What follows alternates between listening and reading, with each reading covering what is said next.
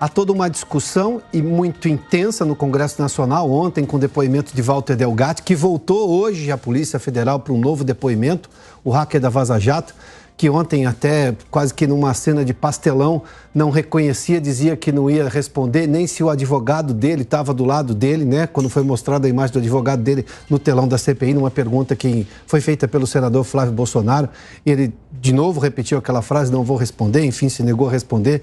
É quase uma cena de pastelão.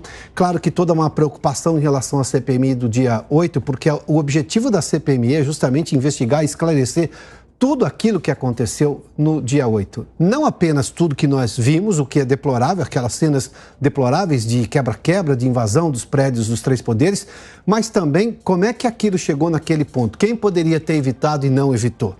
Esse exatamente seria o objetivo. O Walter Delgatti, de repente, apareceu nessas CPMIs caindo de paraquedas e também, digamos, protagonizou uma das coisas mais lamentáveis, e olha que eu cubro CPIs há muitos anos, há décadas eu diria.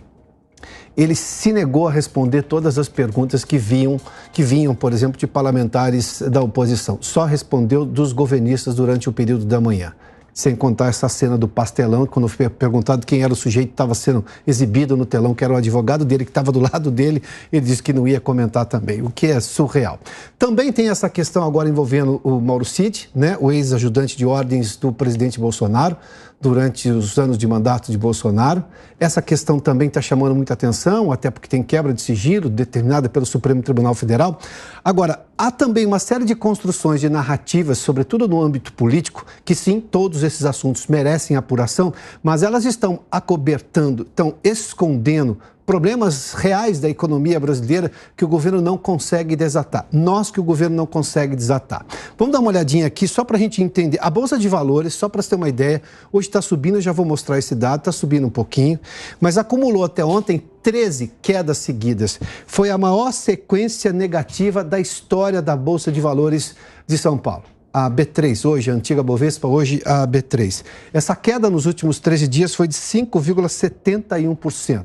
Tem uma série de problemas. A China está ruim porque a China, depois do chinês voltou da pandemia, está mais preocupado com os gastos, está economizando mais. A China consumindo menos, exige, obviamente, que o Brasil venda menos. Quer dizer, gera uma reação aqui no Brasil.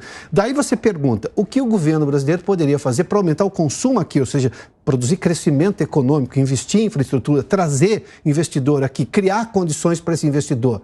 A gente viu que o investimento externo caiu no Brasil justamente por insegurança jurídica e com todas as incertezas em relação ao governo que fala em refazer reformas constitucionais que já foram feitas, essa série de coisas. Mas vamos dar uma olhadinha nesse número aqui, que esse número é bastante importante. O déficit agora, no primeiro semestre do governo Lula, a gente já mostrou esse dado aqui, mas ele vai ser recontextualizado. É de 41 bilhões e 300 milhões de reais. As receitas caíram 6,2%, ou seja, o governo não conseguiu reativar a economia e aumentou os gastos em 5,1%. Isso tudo gera um problema porque o governo está prometendo para o ano que vem zerar o déficit público. Esse ano não vai dar, mas zerar o déficit público. Para isso ele precisa do Congresso Nacional. E aí tem todo um processo de fisiologia que está acontecendo, do governo oferecendo cargos para partidos que eram de oposição, todas aquelas emendas que foram oferecidas para aprovar a reforma tributária, também o marco fiscal. Essas questões todas estão passando e, sobretudo, também aquela outra questão do CARF. Há um desejo do governo de fazer a Petrobras pagar dívidas que ela tem tributária, que estão em discussão e que vão para o CARF. Lembra do CARF? O CARF é aquele organismo do governo. Só que o governo já conseguiu na Câmara autorização para ele ser o voto de Minerva. Depende do Senado. Tudo isso está sendo acobertado por essas narrativas políticas que, sim, eu insisto, merecem apuração, mas tem questões econômicas que estão pesando aqui. E aí o governo precisa, para melhorar esse ambiente econômico, para se ter uma ideia, vamos mostrar outra tela para mim aqui, Nilson, por favor. Esse é o cálculo que se faz que o governo precisa aumentar em arrecadação do país para o ano que vem, entre 100 e 130 bilhões de arrecadação extra para, digamos, zerar o déficit do governo, que continua gastando mais e gerando menos receita. Arrecada menos, mas gasta mais. A pergunta é, e a resposta está muito clara, de onde vão sair esses 100 a 130 bilhões? Em revisões, por exemplo, em possibilidade de aumento de impostos, há uma série de coisas. E isso tudo vai impactar no seu bolso. A narrativa política é pesada, os assuntos também são importantes, mas a questão econômica está pesando aqui. Só voltando à Bolsa, hoje tem um refresco, pelo menos momentâneo, não está fechada a Bolsa ainda. Nesse momento está uma leve queda de 0,25% depois de 13 dias de queda, a maior sequência histórica, o número é cabalístico, né? Mas vamos lá. E o dólar está com uma leve queda de 0,41 a R$ 4,97. Mas é um dólar muito mais próximo dos R$ 5 e uma bolsa que agora está tentando retomar a situação.